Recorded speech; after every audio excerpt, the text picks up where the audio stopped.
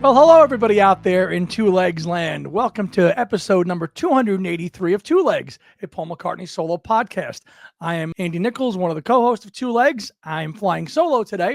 My partner Tom is not available, but today I am very honored and pleased to have my friend back on the show again, the pride of Milan, Mr. Luca Perasi, for episode 283 as we celebrate the release of his brand new book, Press to Play, that unmistakable 80s sound.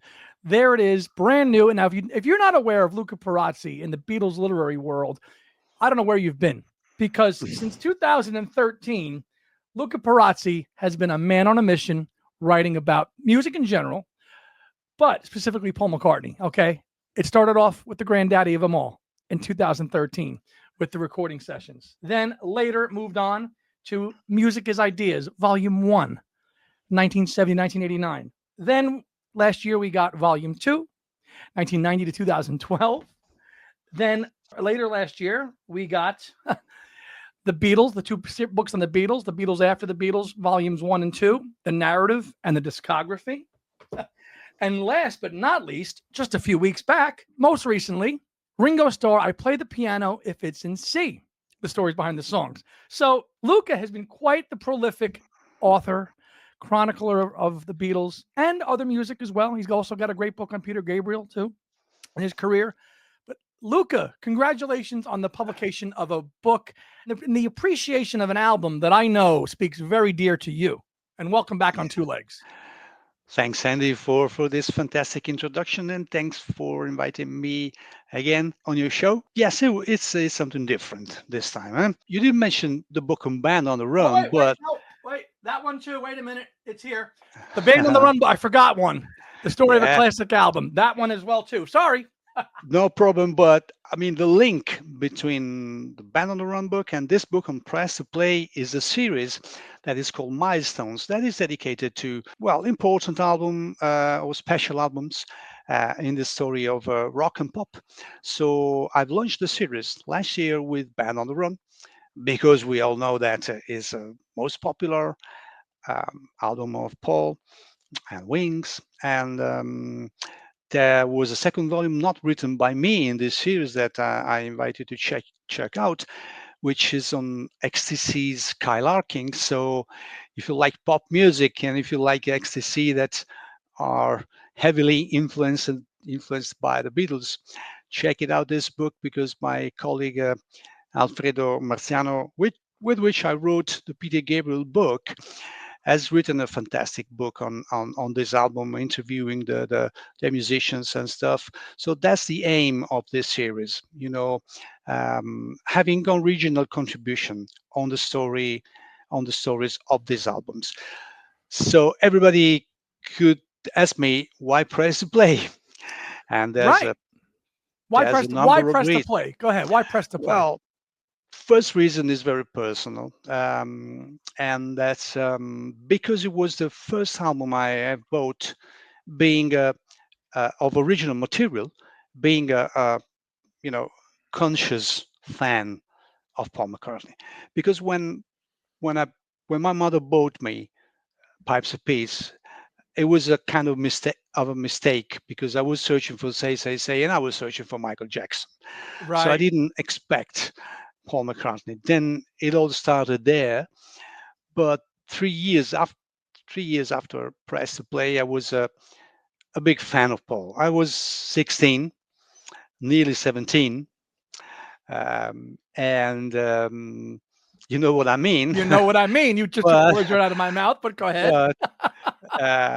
But yeah, that was the first album I really waited for as a new album of Paul McCartney. So um, um, I tell a bit about my story with Press to Play um, in the book and the introduction of the book, and so that's the first reason.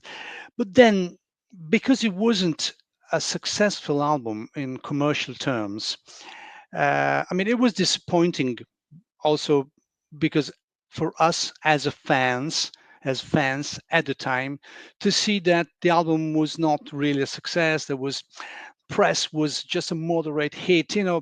we were expecting for, commercial bomb or something, and it wasn't the case.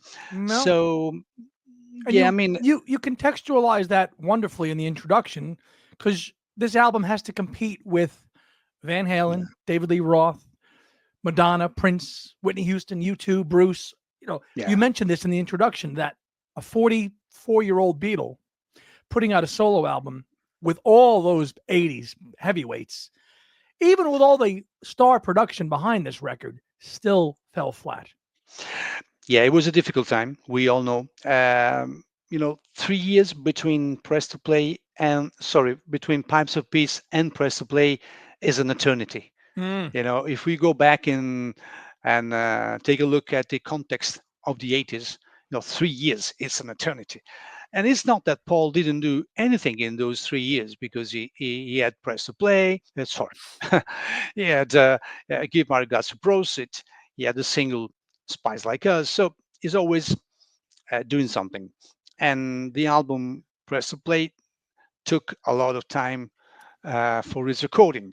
So and in the meantime, many things changed. So in the introduction, as you were mentioning, I'm also focusing on the context of Mm. the 80s, which was really, really challenging because all the artists that you mentioned went out with albums that were really big sellers, 10 million copies, 20 million copies, incredible things. Thriller, So, right? I mean, yeah, how is an aging Beatle supposed to keep up with this? But as we know, Paul has always wanted to stay contemporary with the trends and the technology from the 60s all the way to the present day, even today. So that's something he's wanted to do. It just didn't work as well on this. And that could be timing, as you mentioned. 3 years is a long time. One might argue that if Press to Play comes out, say in 1984, say he doesn't even do Broad Street and he does an album like this, say in 1984, right after Pipes of Peace, you might state that it might have done a little bit better had it been released 2 years prior. yeah, it could be. I think it could be. And so being so overlooked and not well considered for many reasons, I thought, well, I mean, people sometimes complain about the fact that okay, they are giving the same old things, another band on the run edition, blah blah blah. So in the publishing field, which I cover, I thought, well, this is time for something different. Mm. So let's see how people react to this challenging choice I made, and I enjoyed very much doing a book on this album because, as I mentioned in the introduction and on the rear cover, this album is really a sonic delight, and we will delve into it later. But Oh, I mean, yeah. it was worth investigating. To go into it and go Yeah, into it. I mean, it's the first album that Paul records in his brand new home studio, exactly. the Mill at Hog Hill. So there could be some, maybe that was slow to be finished, and maybe that maybe delayed the album to be completed a little bit. In truth, not because. And now I'm anticipating some of the contents of this conversation, but I asked this to you, Padgham, which I've interviewed for the book, and I said, well, when you arrived, did you find a setup that was complete? And he confirmed that everything was working perfectly. So Mm. I think that, well, put yourself in the shoes of McCartney and imagine to call you Padgham for your brand new album, and when this super producer engineer joins the sessions, you got to say, "Oh, I'm sorry, the studio is really not finished." I mean, it's not. So they paid attention to have the studio perfectly working. So that was not the reason why it was a bit delayed, but it's mainly because Paul was undecided on lots of stuff. What was the time frame that you gave yourself for the research of this book? Did it take you 6 months, a year? What was your research time frame to put together the research, the outline, and the key people that you've interviewed? As you mentioned, Hugh Padgham, Carlos Alomar, and Jerry Marotta, Um, right? Yeah, I mean, it's always difficult to have an answer to this kind of question because you don't know. I mean, you cannot put together this kind of books if you want to research, if you want to interview people. You cannot do these things in 3 months. You cannot. So, Ban on the Run was out in April 2024. So I would say that yeah, nearly 1 year.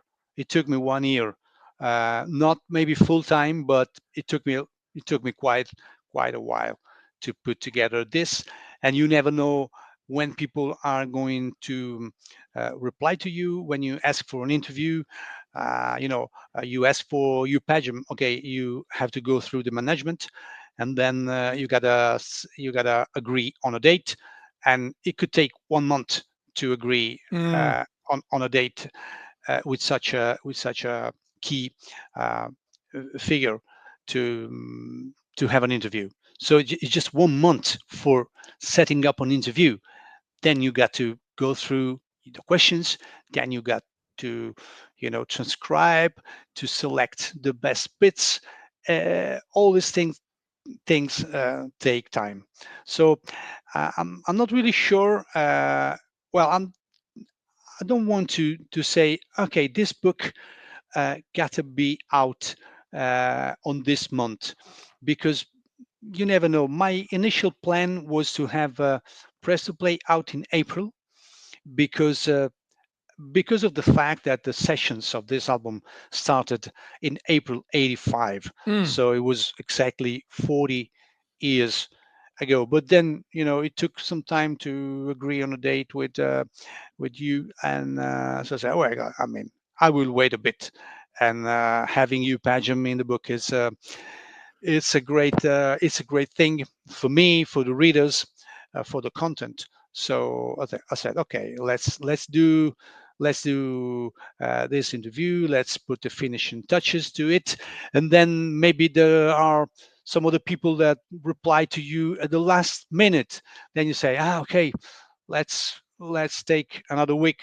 So in the end, it was early June, but I'm very happy with the result. That's an important thing.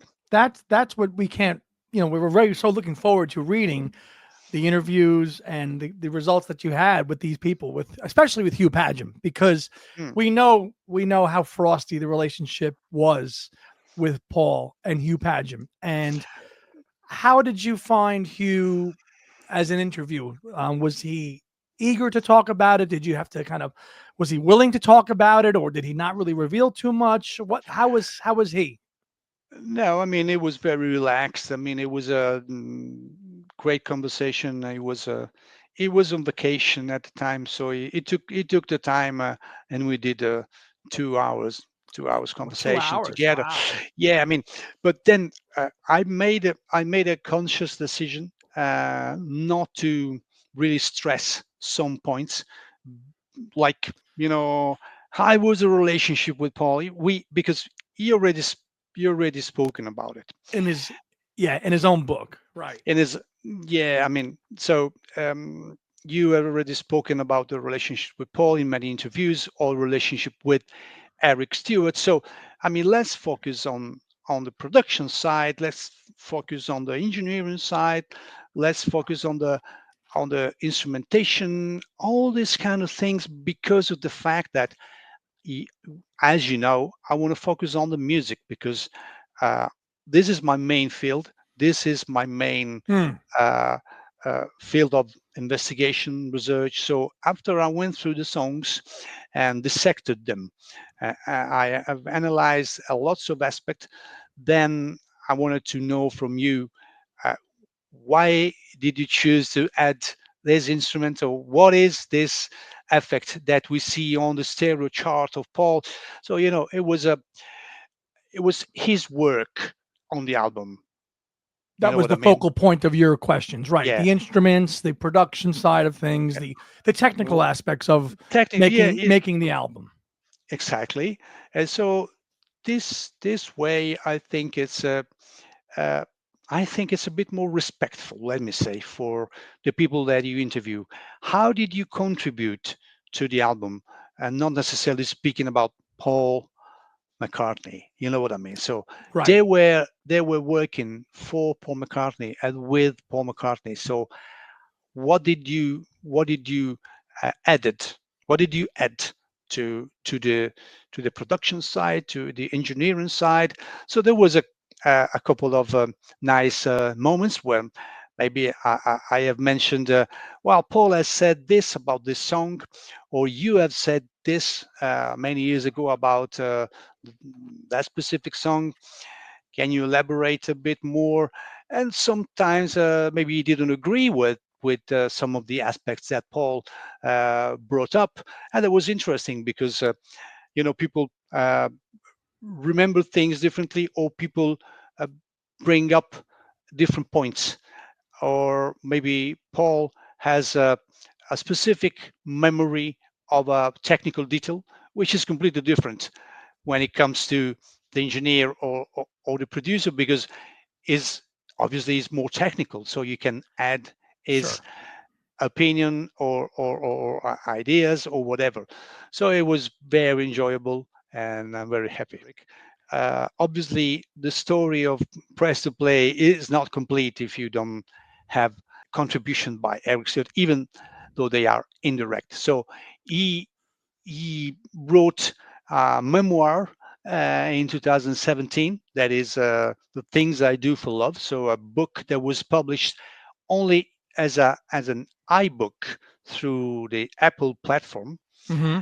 And there's lots of information about the Press to Play sessions, although there are not specific dates and stuff, but his opinion are still very clear on the album. And one of the aspects, obviously, because we have mentioned Padgham and we have mentioned Eric Stewart, is that let me say, suppose misunderstanding about the production role. Right. And I don't think I think it's a kind of myth to be debunked to some extent.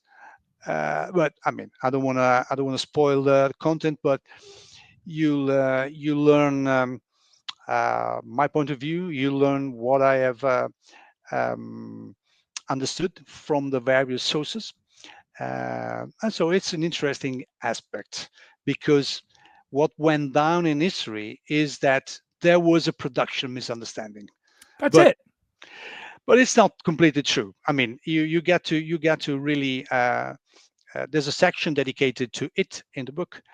Yeah. So, Lucas, so you were saying as the format of the book, and here we have an outline of the table of contents in the chapter as you've structured the book, Hmm. all the way down from a new producer, the new studio, recording sessions, Spies Like Us, Oh yeah. the digital organ finishing stretch, Mhm. instrumentation, analog. Again, as we talked about, very technical on the instruments. Other songs from the period and sessions, which is always a Luca Perasi staple in all his books. He will give you the other material that was worked on during this. This chapter, I'm really looking forward to reading. Chapter 7, With Our Hands on Our Ears, the remixes. I'll get to a question on that in a minute. Chapter 8, You Became a Legend of the Silver Screen. Of course, the iconic 1930s cover. Promotion. Chapter 10, The Imposter Syndrome, Paul and His Feelings on Press to Play. That should be an interesting chapter to look at. Definitely, definitely, it is. It is. uh, Chapter 11, Unlike Anything McCartney's done before, The Critical Reception. That should be also very good because I think it's done better now than it has then. Chapter 12, we definitely gone anti-commercial. That's a Paul quote I can recall. Chapter 13, Back in My Feet, Peter Gabriel, Phil Ramone, and Elvis Costello towards the end, and then a retrospective to close out the book. So this has got a nice format, Luca. Mhm. 161 pages, so very much similar to your Band on the Run book in terms of length. Yeah, in total they are 170 because of the the pages that precedes the okay, but I mean it's the same. I think it's 2 pages more than Band on the Run, Yeah, and that's a good thing. I mean, you can read it uh, quickly. If it depends, obviously, but oh, there's a lots of information. So I think it's a good format because it's readable. There's a touch of narrative, and it's a bit more technical Hmm. compared to Band on the Run, uh, especially in the chapter dedicated to the album, to the songs, because the songs are have been analyzed in my Music as Ideas book, but this this level of detail is way deeper. So there's more details. There's more analysis on the instrumentation, more analysis on the harmonic structures, on the lyrics as well. It's Oh, a very interesting aspect. The lyrical aspect is something that probably I didn't pay uh, so much attention uh, as I did when I wrote this book. That was worth analyzing, and it's worth reading as well. yeah. One of the things I loved from the introduction was how you basically talked about press to play amongst the 1980s kind of whole pop culture and video games. And even the title of the album has a very video game play aesthetic to it. Never Yeah. thought about that till I read that this morning when you sent over the introduction. You think about it, video games are all the rage in the 80s, press to play. You see, it's all kind of very 1980s focused when you think Uh, about it. I yeah, love that. I'm very happy that you bring up this point. Yeah, there was something. I was reading something about video game music some months ago, and then all of a sudden something clicked, and I thought, well, let me see if there's something on press to play, because we all know that Paul was a big fan of Space Invaders, Yes. which when I was a boy, when I was 8, 9, and 10, I spent hours, maybe days, in the bars, playing on Space Invaders. And so, well, the press to play title is recalls, one of the main prompts when it comes to video games. Press to play, something Yeah. like that. It is connected. It's V- connected to v- that, and to the maybe the to the fact that the CD was, growing in the industry, and so it's a different thing. When it comes to the CD, you have to press, right there. That's something, it. Yes. and at some point I was delving into Pretty Little Head. If you really pay attention to the way the song is constructed, and the way the sounds uh, are put in the song, I think this is a song heavily influenced by the video games music. There are Yes. some short riffs. There's this percussive thing all over. It's very lo-fi kind of in some choices. So I think it's very connected and influenced by video games music. So there are lots of interesting aspects to analyze when it comes to press to play. Absolutely. The video game aspect, I never really put that together till I read it in the introduction. And that's a great correlation because it was all the rage, especially coming off the heels of the Give My Regards to Broad Street video Yeah, game on the yeah. Commodore. Did you have that too? Oh, sure, sure. I have played to that quite a lot at the time, and so yeah. So Paul was definitely, yeah. So I mean, I've gone through all the way uh, the song in the remix is built, and very very detailed. So I think it would be enjoyable to read, and after that, you can put the song in perspective. Uh, Even a little bit better, because you see how they really built the song, also through the help of these engineers that when they are remixing, they are really building the song in a different way.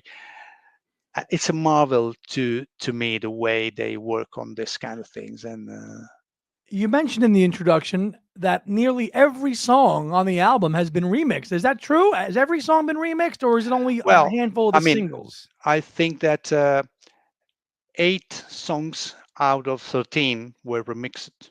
Right. So, I mean, Talk More Talk had Yep. a remix, Stranglehold had a remix, although it was not officially released. Um, Only Love Remains had a remix, Yep. Press had a remix, Several Pretty, remixes, I think. A couple several different. remixes, Yeah. yeah, sure. Pretty Little had a remix, Angry was remixed, uh, It's Not True was remixed, and Tough Tough on on a the Tightrope Tightrope. was Yeah. remixed. Over half So the album has been remixed. Now yeah, we have to remember that this was the '80s and that was a thing to do. Let's put out dance. I mean, how many versions of No More Lonely Nights? The dance hmm version were made. A myriad were made. So this, I think, was the '80s was the height of the remixing, and I think that this album, as we've said on the show, and I wonder if you agree, in a lot of cases the remixes are better than the album versions here. yeah, definitely. Because these remixes uh, are not only remixes in strict terms, but they were these songs were also overdubbed. Mm, So there's a added instrumentation, like in the case of Angry, with this fantastic horn arrangement, which is missing, definitely missing from the album version. right. The big horns are a great addition to the remix of Angry. So there are also stylistic choices in these remixes that made us think and understand that Paul was not satisfied to the full to the fullest with the result of the No. album, and he went through all these remixes, and obviously Padgham was not involved in this aspect at No. all. Obviously, the video age is big here. Music videos made for this album for Stranglehold, Press, obviously, Pretty Little Head. Only Love Remains and Pretty there were 4 videos in It's an interesting period. One of my collaborators that I do a show with, my friend Kyle Hand, and we do a show called Hands Across the Water, and he loves this record. Unlike, and so does Ken Michaels. He actually feels that Press to Play is Paul McCartney's Sergeant Pepper in terms of experimentation yeah, sure. and production. Would you agree with that? Well, it's a kind of a extreme comparison, but I understand the sense of it. So the meaning, yeah, it is a except for the fireman stuff, which is a different kind of thing. But Yes. one of the things that I am highlighting in the book is that Paul has always been not too keen on experimenting under his own name, and with the exception of Press to Play, Hmm. because that was the album where he decided consciously to experiment, to do something different, to sound different on the instrumentation and also on the vocals. The song like as however absurd. Yeah. It's not the typical McCartney vocals, and so yeah, in this sense, yes, it is. It's the most experimental album probably. Also, although there were a couple of things on Back to the Egg, they were experimental. We all Mhm. know that Paul likes this side of his musical personality. But yeah, Press to Play, it was worth investigating for this aspect, definitely. It is the one outlier in McCartney's discography that to this day still draws the biggest comments, pro, negative. You search up McCartney and Beatles centric podcasts and channels. Press to Play always generates great conversation topics with people more than, I dare I say it, Band on the Run or London Town. Press to Mhm. Play seems to be that one McCartney album that can just get people off and going, whether they love it or don't like it, because it failed, because people think it's an overlooked gem. It is the one album that can never cease to just get a conversation going with a McCartney fan. Let me grab just quickly what I wrote on the rear cover of the book, so you can see that I'm starting really with this sentence. As divisive an album it might be within McCartney's artistic journey. So, uh, I mean, that's the heart of it. I mean, it is divisive, you know. So Yes. it's not there's not a consensus on the album, and that was another point for my research and for saying yes, I wanna do a book on specific record, and I'm sure it's very interesting and I mean something different. You know, also in the publishing scenario, let me do something different. Yeah. Now, Luca, you've been contacted and you've done some work for MPL in the past, Yeah. which I know you are immensely proud of. And I am sure that your works are on their radar. So when this book is now available, and the link to buy it on Amazon is below, I wonder if this book and the attention does catch MPL's eye and say, okay, there's our friend Luca. He's done a book on press to play. Maybe it's time to revisit that and see where that falls into the pipeline. Well, to to be honest, I don't think they need my books to have a plan. I mean, No, they already. they don't. Of course they don't. But I think that they would like to see. Okay, Yeah, yeah, yeah. But somebody's written a book about press to play. it it could contribute. I hope that maybe they can speed up to because we waiting, but it's not that they are resting on their laurels. I mean, they have such line of things to do with Paul McCartney. I mean, this year, I mean, Paul has just finished a tour. Uh, there will be an album at some point this year. So a new album. There's the book out on Wings in November. So I mean, for us fans is it's a bit different perspective. Well, I mean, we can say, well, we're waiting for a London Town or Back to the Egg You or know what Press though? to Play, but you know, but I know what you mean. I mean, yes, I hope so. I hope so. It would be nice, but In a nutshell. what is old becomes popular again. Okay, let's remember now that Temporary Secretary gets played in some nightclub in London and gets picked up, and then Paul goes, "Oh wow, people really like this," and he includes it in his set list starting in 2016. And he plays Temporary Secretary. Now that's a very experimental track, much like a lot of the material on Press to Play. If younger fans heard this material, which is not most McCartney fans would say, okay, this is not traditional McCartney music, angry, however absurd. Vocally, the production style of it is not a typical McCartney record. But if somebody heard any of these songs and said, wow, that actually was really good, and a younger generation picks up this album and like my friend Kyle, who thinks it's a great record. Now he's 20 Sure. something. What there is that potential always for this music to be discovered 40 years later, which Yeah. that reevaluation of McCartney's 80s period is here now. We've had it with the 70s. People love Ram, people love Red Rose Speedway now. Now we're entering the period of let's look at the 80s albums Yeah. 40 years on now, and let's actually see why they were so panned. Were they really that bad, or we were just lost in the context of Michael Jackson and all these other people, and actually look at this piece of music and analyze it with some distance 40 years later?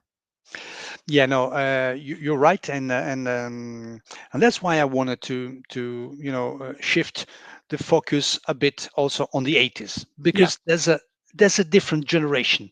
totally. So I wanted to to offer something that is not necessarily for the same generation of fans of Band on the Run, of Ram, and whatever. So my first thought was Ram as a second book on the milestone in the milestone series on Paul McCartney, which I did in Italian, but then in English, I thought, no, I want to do something different. I need to do something different. I need to do something fresh, something less explored, and so I think it was the right choice. Totally. Let's talk about some of the research for the cover of this album, which also gets a lot of flack. I think it's classy. Do you like the cover? Are you indifferent? Did you think it was I eye like the cover. catching? You do. I like the cover. I know that some people can say, well, it's not related to the content, but to some extent it is, because I mean, it's a glossy, perfect, very, very, yeah, perfect is the word I I I would use to describe this. So glossy, and the music of Press Play to some extent is maybe too perfect, too polished Too polished. in some episodes, because we all know that there are harsh and rocking sounds in the album. So there's always these two halves in Paul in his music. So there are some stronger drum sounds in the album, some really heavy guitars, but on the other side, the album is carefully uh, built, and in some episodes, it's definitely polished. It's not that unrelated No, no, to it's the not. content of the album. Although you can say, okay, that was George Hurrell Yes. photo, and the 30s, the 40s, and whatever. And on the other side, we have a kind of a modern pop album. So it's, but also in this case, I mean, the if you juxtapose the two things, I think it works. So I like the cover very much. Also on artwork on the album, you had Paul's designs Mhm. of the images. And if you look in the introduction of the booklet, it says the images in the center spread are stereo drawings made by Paul during mixing to pinpoint the position of sounds in the stereo picture. Did that make sense to you? Did you understand this artwork looking at it as a Yeah, young definitely. McCartney fan, like looking at Well, how the sounds are balanced by looking at these images? Did it help you? well, for my research, definitely it was a great help, because because they are true. I mean, they were mixing, and Paul was kind of bored, and they say, okay, I'm going to do this kind of things. And it's very helpful, because if you put your headphones, the instruments are exactly there, You're hearing them exactly exactly where they're yeah, supposed to be, balanced left, right, center, and all that. absolutely, You could always count on Paul to bring a visual element to his yeah. whatever he's doing in his work, that he does not do often. And it's just a fascinating. It is such a different record that you just can't get your head around, and it comes and goes. And in popularity, I don't listen to it every single day, but if I'm in a mode where I want to hear that 80s sound, then I'll go for it. Do you think that, Hugh Padgham was always kind of noted for that gated drum thing, but I don't hear that on this record like you Mm. do on Phil Collins and Genesis stuff? There's only one song where you can really feel the gated drum, and it's not true. Yes. Yeah. It's not true that there's a big Yeah. Yeah. drum sound with the gated reverb applied. But only on that track, right? I think maybe there's a second. Can't remember which is now, but yeah, definitely is less present compared to other records, the Phil Collins records, where we where we put it, or the Mm. Peter Gabriel one, when they invented the gated reverb On sound. on Peter Gabriel 3. Peter Gabriel 3, right? Oh yeah, great record. That intruder Oh boy. pattern.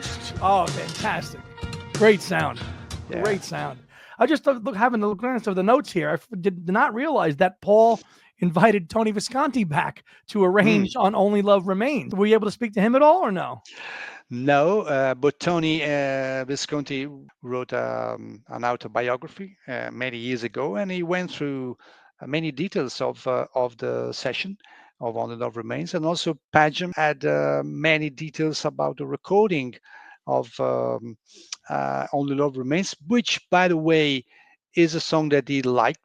He told me, Mm. I like the song. I think it's a great song. We can agree with you, because I think, well, it's a classic McCartney. It's a classic ballad.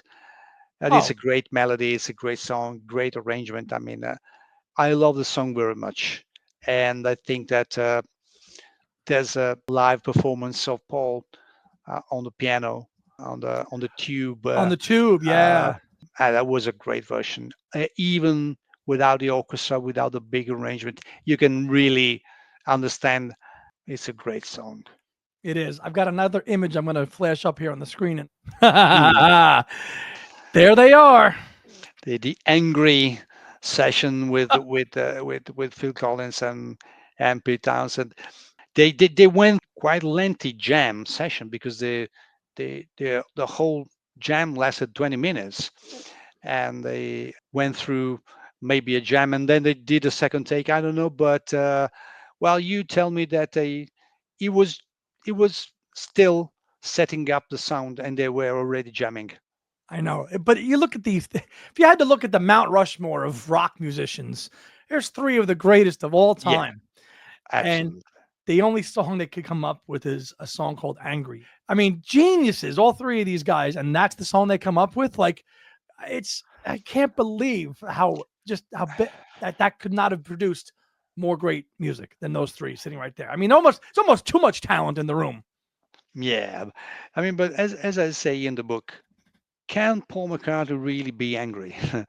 That's my take on the song. If you wanna put it like this, can Paul McCartney really be angry? I don't I think don't so. know. So there it is. There's the book, Paul McCartney, Press to Play, That Unmistakable Sound, Luca's latest book that is available everywhere now.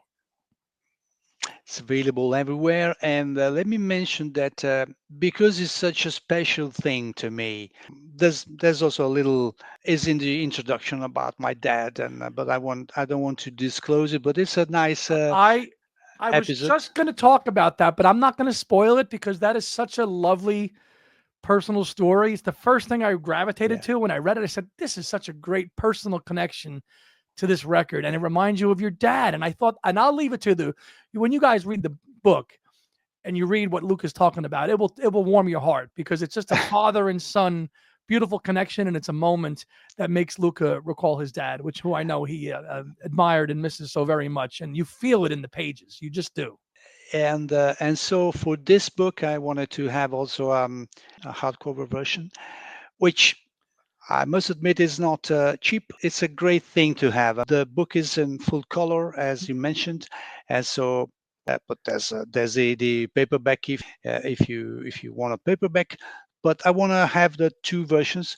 If you are a serious collector, uh, well, don't miss the book. And if you want to have a hardcover copy as well, I mean, it's very nice. It's very, very nice. And I'm very proud of it.